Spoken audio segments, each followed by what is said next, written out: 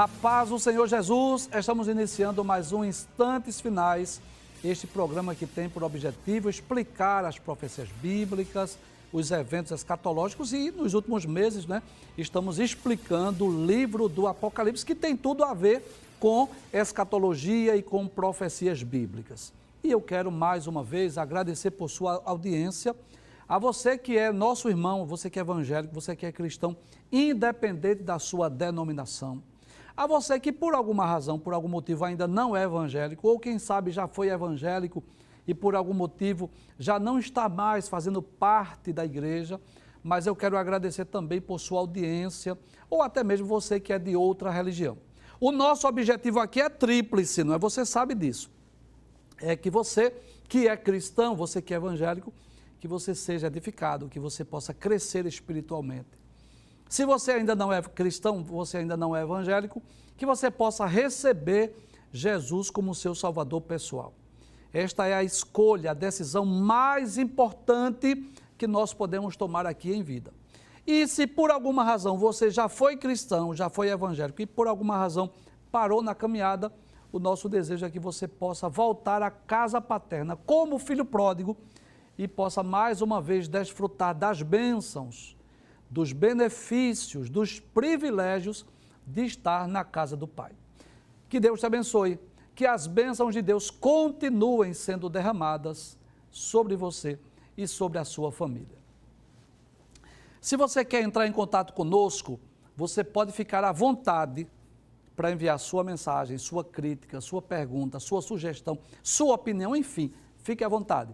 O número é o 994661010 e eu gostaria de lembrar mais uma vez, que você pode assistir toda a programação da Rede Brasil, não só pela TV, mas você pode assistir também pelo YouTube. Temos dois canais no YouTube, o Rede Brasil Oficial e o IEADPE Oficial, ou pelo aplicativo.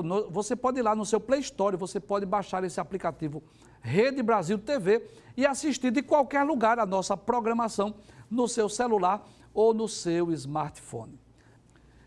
Se você está assistindo diariamente ao nosso programa, você sabe que nós estamos estudando o capítulo 14 do livro do Apocalipse. Nós já estudamos sobre o Cordeiro e seus remidos lá no Monte Sião. Nós já estudamos os versículos 1 a 5. E no programa anterior nós iniciamos o segundo tema do capítulo 14, que é esse aí que está na sua tela. Pode abrir a tela, por gentileza, essa imagem maravilhosa. Eu fiquei maravilhado, viu, com essa imagem. 3 anjos proclamam os juízos de Deus, que vai dos versículos 6 ao versículo de número 13. Ontem nós só iniciamos, nós explicamos os versículos 6 e o versículo 7, e hoje vamos dar continuidade a partir do versículo 8. Mas, como nós sempre fazemos isso, nós temos essa metodologia, que é exatamente relembrar, recapitular o que vimos. Então, rapidinho, nós vamos relembrar os versículos 6 e 7 para darmos continuidade a partir do versículo de número 8. Pode abrir a tela, por gentileza. Bem, João disse, eu vi outro anjo voar pelo meio do céu que tinha o evangelho eterno. Então, nós já explicamos aí as muitas aparições dos anjos na Bíblia e principalmente no livro do Apocalipse. E dissemos que esse anjo tinha o evangelho eterno, inclusive nós dissemos aí que o evangelho é um só, mas de acordo com a época que ele for pregado, ou a ênfase que seja dada à mensagem do evangelho, pode trazer a tela, ele pode ser chamado de, pode trazer a tela por favor, evangelho da graça, evangelho do reino, evangelho eterno.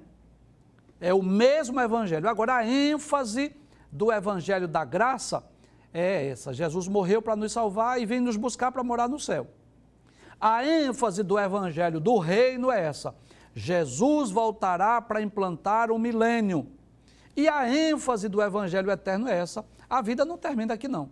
Depois dessa vida, nós adentraremos na eternidade. Então, é o mesmo evangelho com títulos diferentes, inclusive no programa anterior, nós citamos aqui vários textos bíblicos que falam sobre vários títulos que são dados ao evangelho, Evangelho da graça, evangelho de Cristo, evangelho de Deus, evangelho do nosso Senhor, enfim, mas na realidade evangelhos são as boas novas de salvação.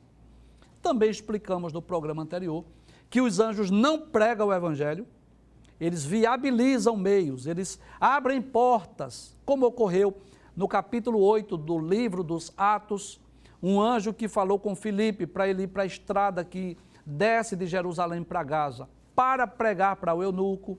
Outro anjo que apareceu a Cornélio, o centurião Cornélio, capítulo 10 de Atos, e disse a Cornélio que mandasse chamar a Pedro. E assim nós cremos que esse anjo do Apocalipse, ele não vai pregar o evangelho, mas ele vai viabilizar, prover meios para que o evangelho seja pregado. E o que é que esse anjo vai dizer? Pode abrir a tela mais uma vez. Aí diz, para proclamar aos que habitam sobre a terra e a toda nação, tribo, língua e povo, nós chamamos isso de último chamado à salvação durante a grande tribulação. No versículo 7 nós vimos que esse anjo vai dizer assim, temei a Deus, e nós explicamos no programa anterior que temer aí não é ter medo.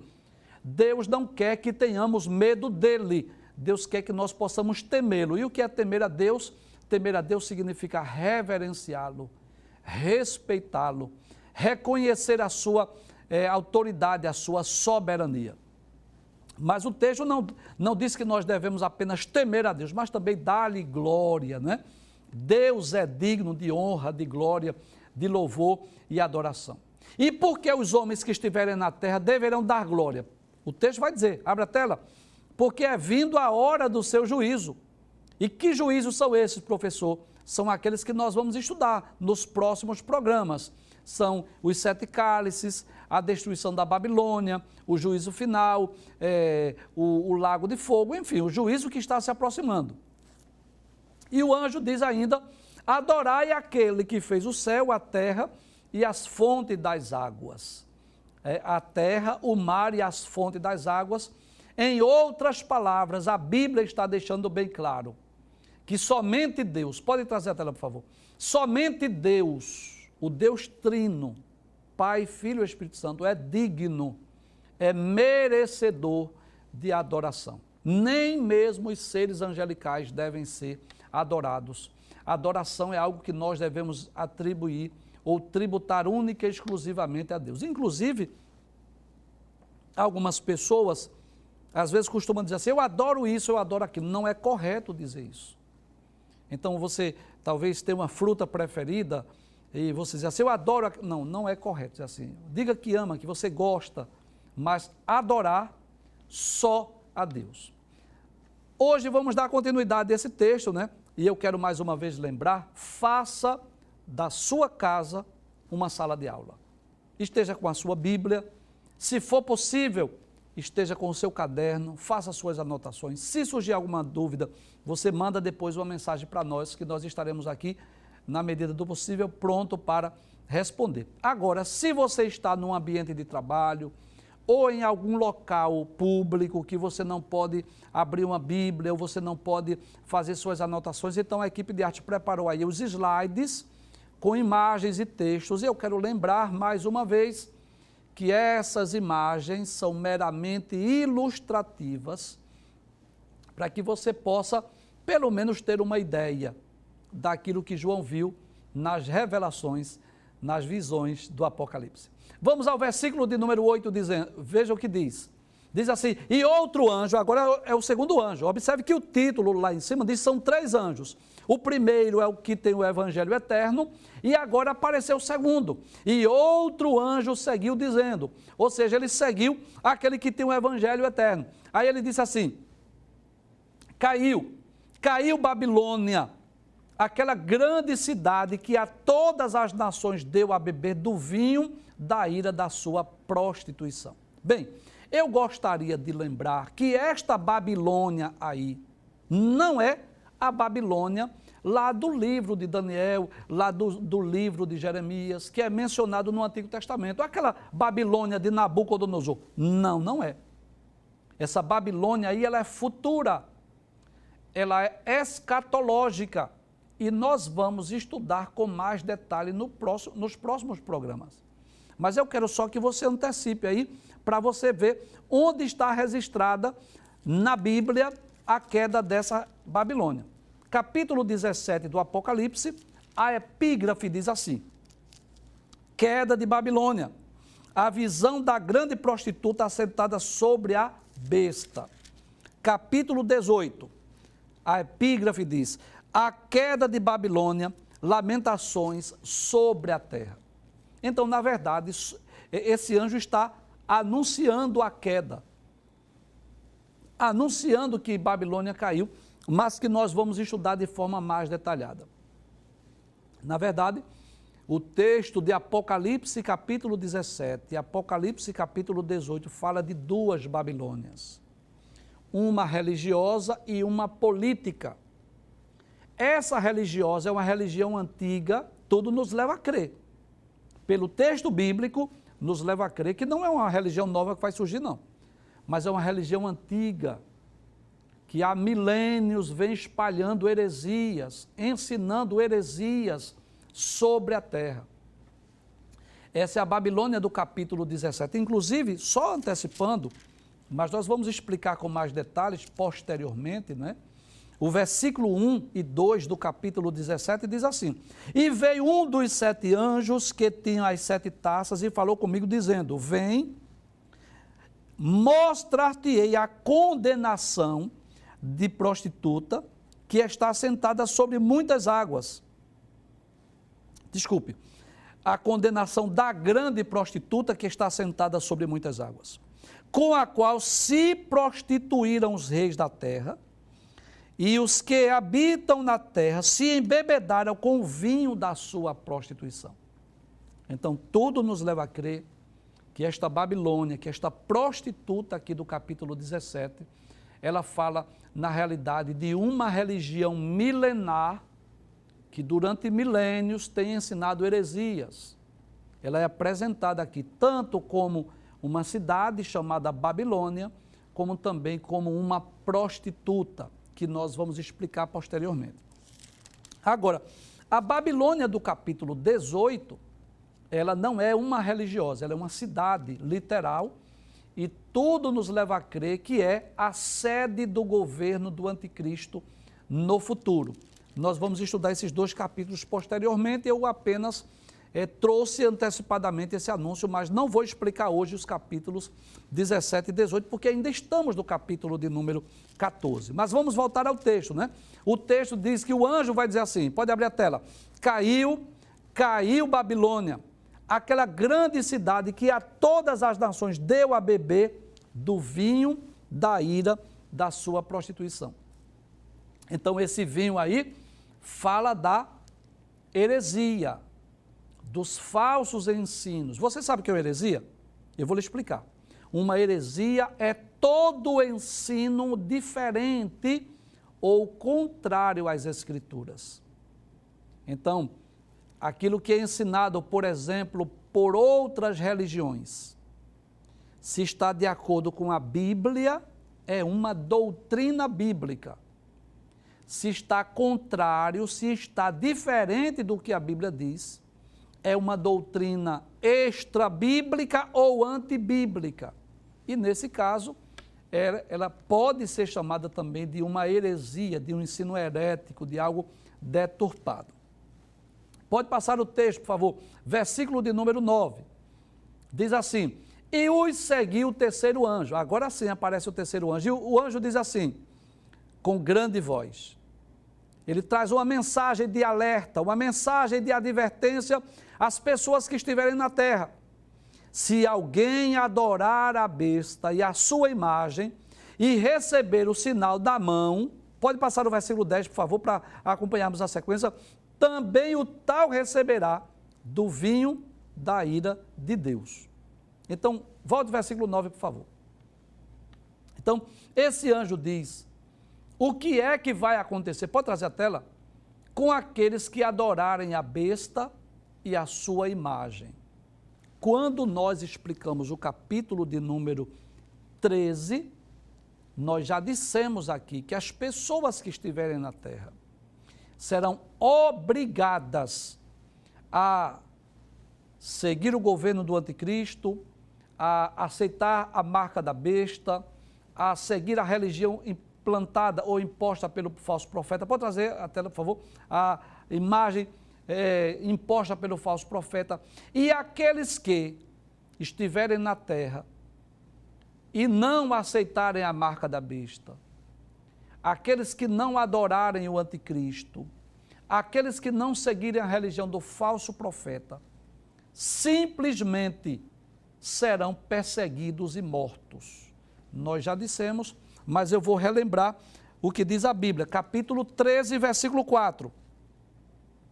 Diz assim: e adoraram o dragão que deu à besta o seu poder, e adoraram a besta que é o anticristo, dizendo: quem é semelhante à besta e quem poderá batalhar contra ela?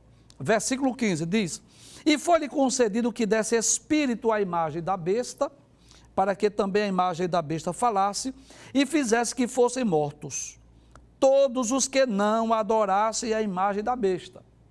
Então veja que coisa interessante. O sofrimento durante a grande tribulação será um sofrimento inevitável. Será impossível para que as pessoas que estiverem na terra, será impossível que eles não sofram. De alguma forma eles vão sofrer. Inclusive eu quero falar algo aqui nessa tela. Quase que diariamente nós recebemos essa pergunta. Professor, vai ter uma segunda chance? Quem não for arrebatado poderá se converter durante a grande tribulação? E eu torno a dizer, eu não gosto dessa expressão segunda chance, segunda oportunidade. Eu não gosto de falar nisso. O que é que eu posso dizer? Que durante a grande tribulação haverá pregação do Evangelho, quem estiver na terra poderá se converter e poderá ser salvo. Mas eu não gosto de falar segunda chance, por quê? Porque se hoje as pessoas dizem que não querem Jesus por essa ou por outra razão, se muitas pessoas hoje não querem aceitar Jesus, e durante a grande tribulação, que suas vidas estarão correndo risco, que as pessoas serão perseguidas e mortas. Deixa eu fazer só uma ilustração aqui. A polícia pegou uma família, o pai, a mãe e os 3 filhos. Pensa nessa situação.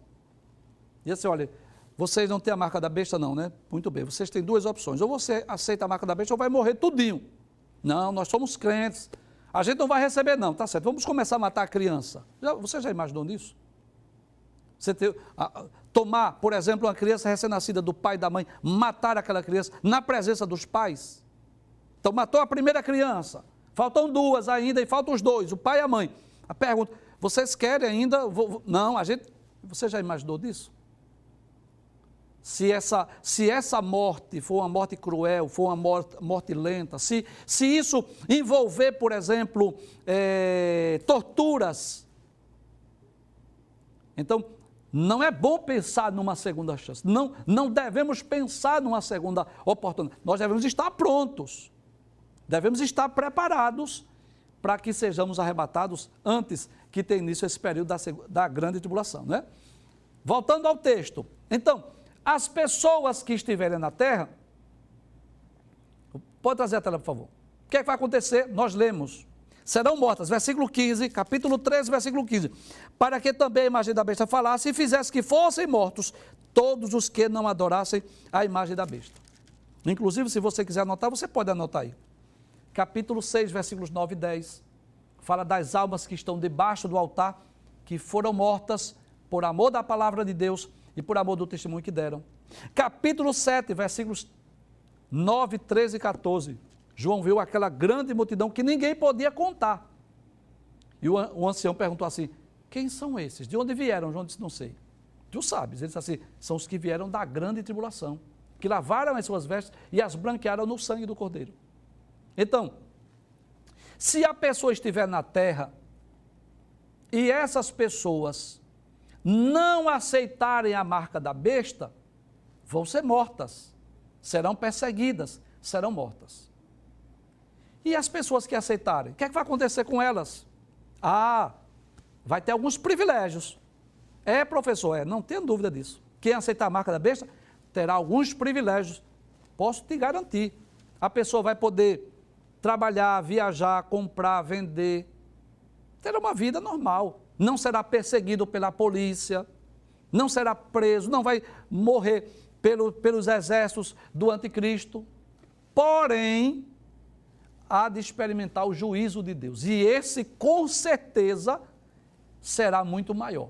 Veja o que o texto diz, nós vamos reler. Aí diz, se alguém adorar a besta e a sua imagem, e recebeu o sinal na testa ou na mão, versículo 10, pode passar. Também o tal, esse que adorou a besta, esse que recebeu o sinal da besta, vai beber do vinho da ira de Deus, que se deitou não misturado no cálice da sua ira. Observe, deixa essa tela aberta aí para eu explicar direitinho isso aí. Vai beber o quê? O vinho da ira de Deus. Ou seja, dá-nos a entender que esse vinho aí, que está fermentado, que é um vinho, uma espécie de um vinho forte. Quando diz assim, não misturado, está dizendo assim, que não levou água. É um vinho puro, do suco da uva mesmo, forte, um vinho fermentado. Dá-nos a entender o quê? De forma simbólica, que esse juízo aí, que esse julgamento não terá misericórdia. Porque Deus está se referindo a quê? A condenação do fogo do inferno. As pessoas que serão lançadas no lago de fogo. E lá irão experimentar o juízo de Deus sem misericórdia. Com justiça, mas sem misericórdia. Então, Deus está dizendo assim, através de sua palavra, claro, porque são palavras do anjo. Se a pessoa estiver na terra durante a grande tribulação, que haverá aquele período de uma implantação, não é? Daquele chip ou daquela marca da besta, daquele recurso tecnológico, como nós dissemos aqui. Então, as pessoas que aceitarem, que forem leais ao anticristo, que forem leais ao falso profeta, que aceitarem a forma de governo, a moeda única que vai existir no futuro, a religião que será implantada no futuro, que é uma espécie de ecumenismo, tudo nos leva a crer isso, essas pessoas vão experimentar o vinho do cálice da ira de Deus. E o texto diz, abre a tela, que esse vinho se deitou, ou seja, é um vinho velho, né? É um vinho... O judeu sabia muito bem o que significa isso. É um vinho que foi fermentado, que não levou água, no cálice da sua ira, e será atormentado com fogo e enxofre, diante dos santos anjos e diante do Cordeiro. Então, esse fogo aí e enxofre fala do tormento eterno que haverá no final, depois do juízo final. Inclusive, eu quero ler aqui alguns textos, e você sabe disso. Não estou aqui com emoção, não estou aqui com nenhuma pretensão de causar aqui nenhum pânico, nenhum pavor nas pessoas. Eu não preciso disso. A minha missão, você sabe qual é a minha missão aqui? É ensinar a palavra de Deus. É dizer o que está na Bíblia. Eu não preciso nem aumentar, nem diminuir nada. Né? É claro que eu me sinto muito mais feliz em falar das maravilhas do céu, né? Da vida eterna. Eu me sinto melhor quando eu falo sobre esse assunto. Mas também pesa sobre os meus ombros a responsabilidade de falar sobre julgamento, de falar sobre juízo, de falar sobre a ira de Deus, porque está na Bíblia.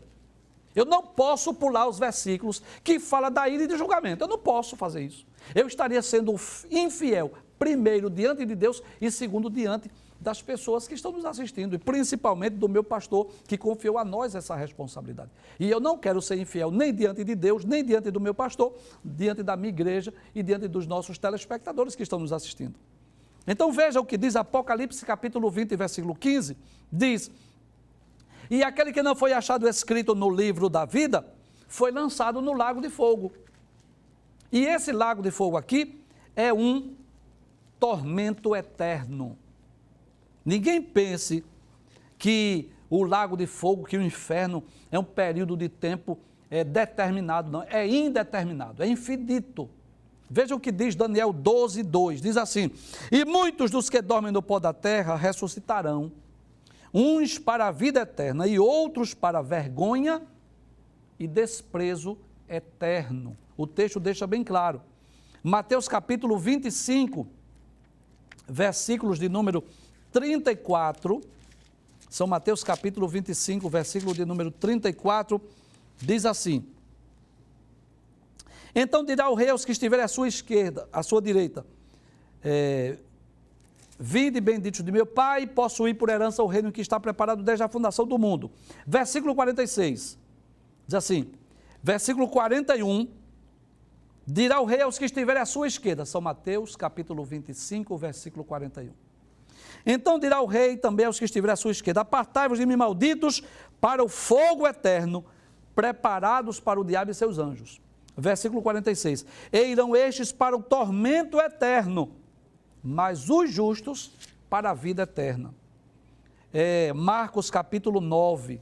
Quero ler esse texto também, que fala que o sofrimento no lago de fogo será eterno. Não será por um pouco de tempo, não, será eternamente. São Marcos capítulo 9, versículos 43 ao versículo 48, diz assim: e qualquer que escandalizar um destes pequeninos que creem em mim, melhor lhe fora que se pusessem ao pescoço uma grande pedra de moinho e que fossem lançados ao mar. E se a tua mão te escandalizar, corta. Melhor é para ti entrares na vida aleijado do que, tendo as duas mãos, ires para o inferno, para o fogo que nunca se apaga. Veja o que o texto diz. No inferno, o fogo nunca se apaga. Versículo 44, onde o bicho não morre e o fogo nunca se apaga. Então, cremos sim que esse juízo, esse julgamento, esse destino final de Satanás, dos anjos caídos, dos ímpios, dos incrédulos, será um fogo eterno. Volte para o texto, por gentileza. Aí diz que esse que adorou a besta, né? Que adorou o anticristo. Volta o versículo 9, por favor, para a gente seguir a sequência. Por favor, versículo 9. Por favor, sim. Aí diz assim, olha, se alguém adorar a besta, ou seja, se alguém adorar o anticristo, e adorar aquela imagem que será levantada, e essa pessoa receber o sinal na testa ou na mão, ou seja, esse recurso tecnológico, e esse vai beber do vinho da ira de Deus. Esse vinho que foi fermentado, esse vinho que não levou água, ou seja, é um juízo sem misericórdia, é o cálice da sua ira, e será atormentado com fogo e enxofre diante dos santos anjos e diante do Cordeiro. Isso fala do julgamento final. Isso fala do lago de fogo, de um sofrimento eterno, de um sofrimento infinito que os ímpios irão experimentar junto com Satanás e os seus demônios. Pode passar o texto, por favor, versículo 12. Versículo 11 ainda, né? E a fumaça do seu tormento sobe para todo sempre. Já explicamos. Já citamos os textos bíblicos. Se você quiser, anote aí. Daniel capítulo 12, versículo 2. São Mateus capítulo 25, versículos 41 e versículo 46. E Marcos capítulo 9, versículos 43 a 48. Esse sofrimento, ele é eterno. Então veja, nós lendo o texto bíblico, estudando sobre o período da grande tribulação, Deus estará dando oportunidade aos homens. Lembra disso? Nós falamos sobre a pregação do Evangelho do Reino. Nós falamos sobre a pregação do Evangelho eterno.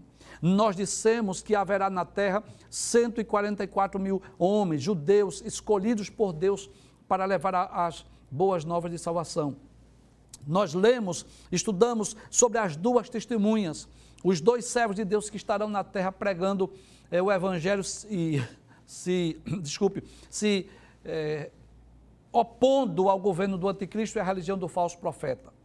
Então, Deus estará dando testemunho, Deus estará dando oportunidade aos homens. Agora, é claro que aqueles que rejeitarem, aqueles que não quiserem o perdão, a salvação, claro que vão experimentar esse vinho da ira do Deus Todo-Poderoso. Volta o texto mais uma vez, versículo 11, aí diz: e não tem repouso, nem de dia nem de noite, os que adoram a besta e a sua imagem e aquele que recebeu o sinal do seu nome. Então, aqueles que, durante a grande tribulação, eles aceitarem o plano de governo do anticristo, pode trazer a tela, eles aceitarem a religião do falso profeta, eles participarem desses cultos, possivelmente, tudo leva a crer que são reuniões ecumênicas para adorar o anticristo. Então eles terão um certo conforto aqui na terra, porque eles vão poder ter a marca da besta, vão poder trabalhar, vão poder comprar, vão poder vender, mas em contrapartida, estas pessoas irão experimentar o juízo divino. Veja o que diz o versículo de número 12. Aqui está a paciência dos santos. Que paciência é essa? No original, essa palavra aí tem um sentido de perseverança dos santos. Então, o texto está dizendo assim, aqui está a perseverança dos santos. Como assim, professor? É que os santos, pode voltar a tela, vão preferir o sofrimento, vão preferir as perseguições, vão preferir a morte do que aceitarem a marca da besta, adorar o anticristo e ao falso profeta. Aí será o sinal, o símbolo, vamos dizer assim, a sua perseverança, a sua paciência qual é? É que os servos de Deus vão preferir, como ocorreu nos primeiros séculos da era cristã, onde milhares de cristãos foram mortos, lançados nas arenas, queimados vivos, decapitados, crucificados, devorados pelas feras. Muitos deles se tornavam tochas humanas. E o que era pior, isso acontecia muitas vezes nas arenas, que era espécie de estádios, né? Onde as multidões estavam ali como uma espécie de uma plateia, como numa espécie de uma arquibancada, e as pessoas estavam sorrindo, zombando dos cristãos. Então, enquanto os leões devoravam, as pessoas sorriam daquele momento trágico. E detalhes, faço algumas perguntas. Qual é o crime, qual foi o crime que estas pessoas cometeram para serem devorados pelas feras? Para serem queimados vivos? Para serem decapitados ou crucificados? Simplesmente por serem cristãos. Simplesmente por servir a Deus. Se você ler o livro dos Atos, você vai perceber isso. Os apóstolos foram colocados na prisão, Tiago foi morto à espada, Pedro foi colocado também na prisão, só não morreu naquele momento porque o anjo livrou. Paulo e Silas foram presos porque libertaram uma jovem que era possessa de um espírito demoníaco. Então, os primeiros séculos da era cristã, principalmente os séculos 2 e 3, foram marcados por grandes perseguições. Então, isso vai ocorrer no futuro, em caráter mundial. Hoje, a perseguição aos cristãos, elas ocorrem de forma diferente. Por exemplo, a perseguição aos cristãos no Brasil é diferente da perseguição que ocorre em outras partes do mundo. São perseguições diferentes. Hoje nós ainda temos liberdade de ir a um culto, de andar com a Bíblia, de fazer até um culto ao ar livre. Mas haverá um momento no futuro em que essa perseguição ela será generalizada, porque haverá um governo único no mundo. E se é um governo único, vai sair uma ordem para que onde tiver cristão no mundo inteiro, seja perseguido. Então, aí está a paciência dos santos. Qual é a sua paciência, a sua perseverança? Vamos preferir a morte, vamos preferir a tortura, vamos preferir a prisão, mas nós não vamos aceitar essa marca da besta nessa religião do falso profeta. Volta o texto mais uma vez. Aí o texto diz: aqui estão os que guardam os mandamentos de Deus e a fé em Jesus. Então, dois grupos de pessoas, né? Os que guardam os mandamentos de Deus, fala dos judeus, claro, e a fé em Jesus fala dos cristãos, daqueles que hão de se converter durante o período da grande tribulação. Claro que você sabe disso, como nós somos pré-tribulacionistas, cremos que a igreja já estará com Cristo no céu. E esses santos, professor, quem são? São as pessoas que não estavam prontas para o arrebatamento, não foram arrebatadas e vão se converter durante o período tribulacional. Então, estes santos aí, nós cremos que não é a igreja, mas que são os santos que se converterem durante o período da grande tribulação. Finalmente, o versículo 13, que é o último texto que nós vamos estudar hoje, capítulo 14, versículo 13. Aí João diz assim, depois que ele viu os 3 anjos, né? Aí João ouviu uma voz dizendo assim: escreve aí, João. Bem-aventurados os mortos, que desde agora morrem no Senhor. Então, observe que essa é mais uma bem-aventurança. E muitas vezes, quando nós lemos a Bíblia, traz a tela, por favor. Veja que coisa interessante. Muitas vezes, a mensagem da Bíblia parece ser contraditório à lógica humana. Ou eu posso até dizer, em muitos aspectos, A Bíblia é contraditório às lógicas humanas.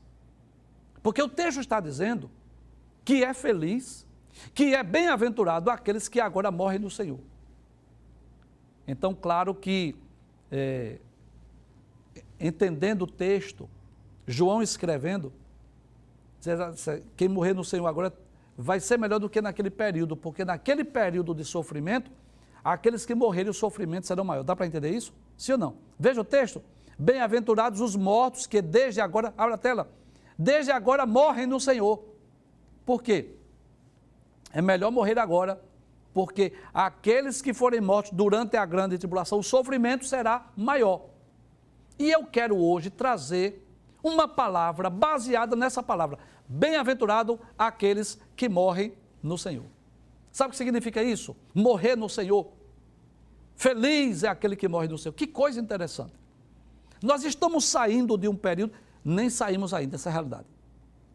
Nós estamos vivendo num período transitório entre a primeira e a segunda onda dessa Covid-19, desta pandemia que abalou o mundo inteiro. Todos nós sabemos disso.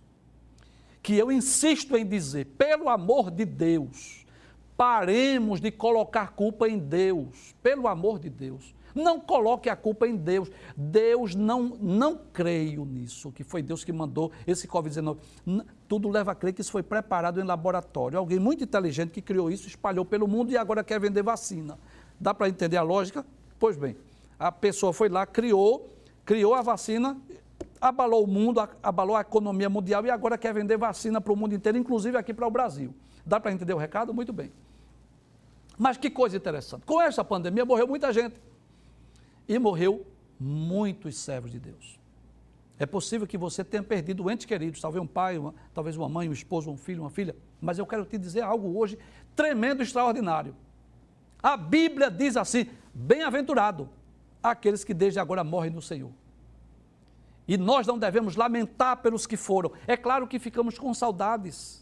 É claro que sentimos a falta, é claro que a viúva sente a falta do seu esposo, é claro que o órfão sente a falta dos seus pais, é claro, nós somos seres humanos sujeitos a sentimentos de tristeza, de saudade, claro, mas por eles nós não lamentamos. Porque uma das ilustrações do crente nas páginas da Bíblia é de um atleta, e eu quero que você pense nessa ilustração hoje. Cada um de nós estamos como que numa corrida.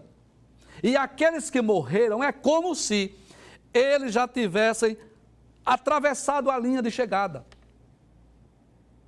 Nós ainda estamos na corrida. Nós ainda estamos na carreira. Nós ainda estamos correndo. Nós ainda corremos o risco de ficarmos prostrados, de não alcançarmos a linha de chegada.